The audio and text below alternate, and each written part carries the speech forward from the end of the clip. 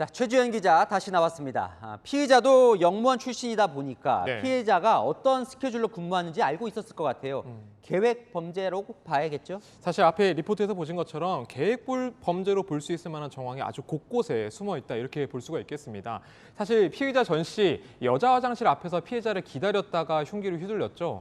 전 씨는 지난해 10월에 직위 해제가 되기 전까지 다른 역에서 근무를 했었는데 업무 일정이나 혹은 순찰 동선을 잘 알고 있었고 피해자가 홀로 화장실에 들어가는 상황을 노려서 범행을 저질렀을 가능성이 크게 점쳐지고 있습니다. 경찰도 아무래도 이런 부분을 주의 깊게 들여다보고 있을 텐데 또 범행을 위해서 샤워캡이나 혹은 흉기를 미리 준비한 것은 물론이고 미리 화장실 앞에서 1시간가량, 1시간 10분가량을 기다린 점도 계획 범행을 뒷받침하는 요소라고 볼 수가 있겠습니다. 보니까요, 지난 1년 동안 두 사람 사이에 많은 일이 있었더라고요. 예, 맞습니다. 두 사람은 이 서울교통공사에서 처음 이 악연 입사를 하면서 처음 만나게 됐는데 지난 2018년 10월에 12월에 함께 입사를 했지만 지난해 10월과 올해 1월에 이 피해자가 전 씨를 경찰에 각각 성범죄 혐의와 스토킹 혐의로 고소했습니다. 이 과정에서 경찰과 검찰이 지난해 10월 이 전 씨를 구속해야 한다며 법원에 영장을 신청했습니다만 법원이 기각을 했습니다. 결국 전 씨는 불구속 상태로 1심 재판을 받고 있었는데 선고 날짜가 바로 오늘이었거든요. 결국 재판 결과가 나오기 하루 전에 살해당한 겁니다. 지금 뭐 조사를 하고 있을 것 같은데요. 정확한 살인 동기가 나왔습니까? 경찰도 정확한 범행 동기는 아직까지 조사 중이다 이렇게 설명을 하고 있는 상황이고요.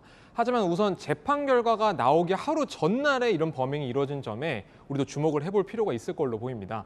제가 취재를 해보니 검찰이 지난달 전 씨에 대해서 이 징역 9년을 구형한 것으로 확인됐거든요.